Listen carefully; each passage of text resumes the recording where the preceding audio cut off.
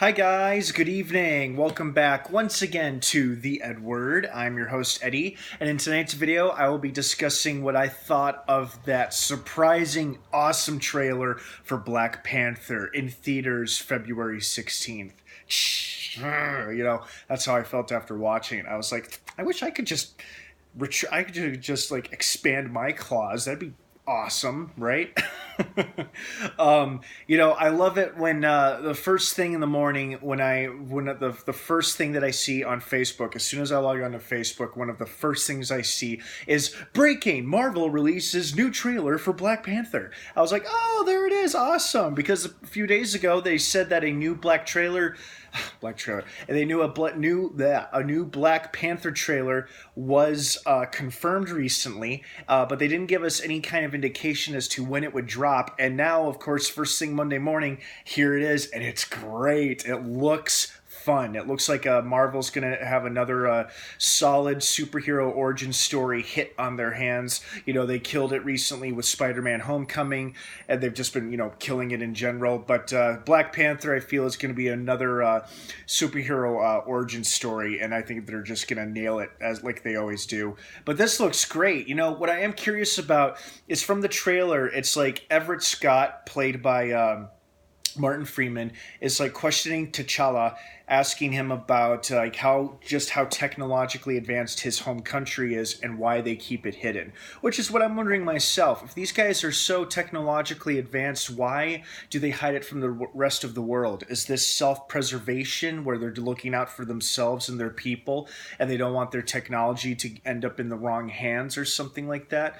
I mean, that's understandable considering what's happened in the past couple Marvel films lately, with like Ultron using vibranium to try to destroy the world, and then their king being assassinated in civil war and whatnot, prompting T'Challa to wear the Black Panther mantle, of course.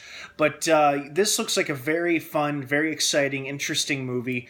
And what I think is going to be interesting is that it'll be interesting to see how he tries to balance being both a world leader and a superhero, or perhaps the two can go hand in hand, or perhaps T'Challa will be reluctant to take the throne, or maybe he really wants it, but maybe he's more reluctant to wear the costume. It'll be interesting to see. I love seeing Michonne from The Walking Dead, Denai Gurira, I'm sorry if I'm butchering that name, as his advisor, or perhaps one of his commanders or something.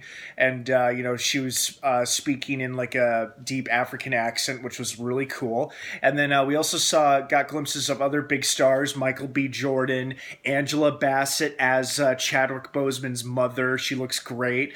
And of course, we also got Lupita Nyong'o,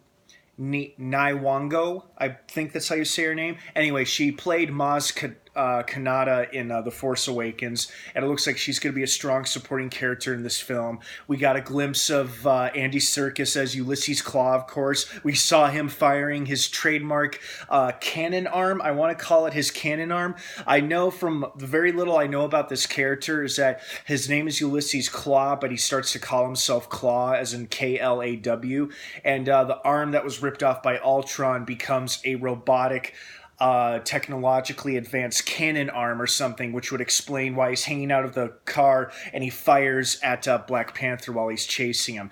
Car chases look great. The movie looks great. I'm also very curious as to who Michael B. Jordan is playing and what exactly his plan is. I was looking at the IMDb cast, and he's credited as playing Eric Killmonger. Now, those of you who are comic fans and know more than I do, is Eric Killmonger the real name of Manape, or is Manape a different character altogether? Because I know Manape is appearing in this movie as a villain. Whether he's the main villain or supporting villain, I'm not sure. But I'm wondering if this Eric Killmonger is going to be Manape, or if he's just a different bad guy altogether. And does he seek to rule Wakanda instead of T'Challa? Like, maybe he feels like he deserves it. Is he a relative or a friend or an ally to T'Challa before he turns to evil? Because it looks like he'll team up with Claw at some moment, with Ulysses Claw during the movie. There's that scene where they break Claw out of custody, and then they are trying to steal some weapons from a museum or something.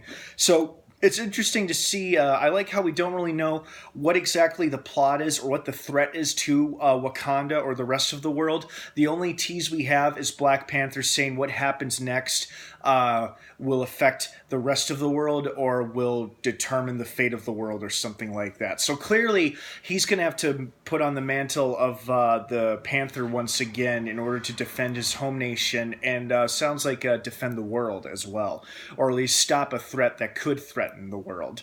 So very promising stuff, very exciting. I absolutely loved it when Michael B. Jordan's character is like posing with the two knives or like the two spears, and he starts to the suit starts to I don't know what the word I'm looking for. Starts to envelop. I don't even know if that's a word. It starts to it's something automatically turns it on, and it just covers him up, like just naturally covers him up, and it looks like the Black Panther suit with a touch of gold. It's like gold and black, or like mostly gold, and whether or not he's gonna fight Black Panther and they're both wearing their costumes is another story, but it looks very, very promising, and just overall another fun Marvel film.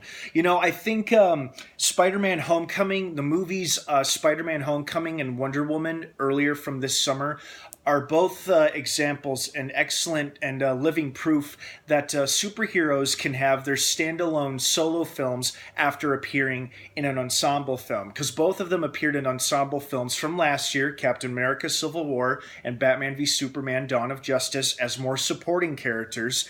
And, fortunately we developed a liking or a care, and we cared enough for them to see them grow into who or what they are in their own solo films. So I think that Black Panther is going to be a similar hit where we've only seen him in action in a big ensemble film, which was Civil War. Obviously, he'll be back for Infinity War as well.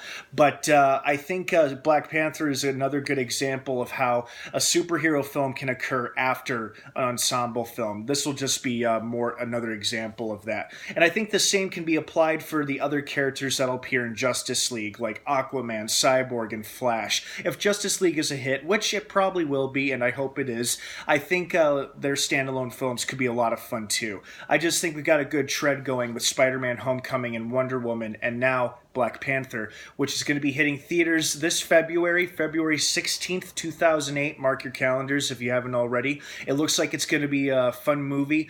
So what did you guys think of the trailer? Did you like it? Did you love it? Did you hate it? Anything surprise you? Anything make you go, whoa? Please leave your thoughts, opinions, and your feedback down below in the comments section. I'd love to hear from you guys. You've been doing a fantastic job with that lately. Please keep up the good work. I love interacting with you guys. I love it. It's awesome.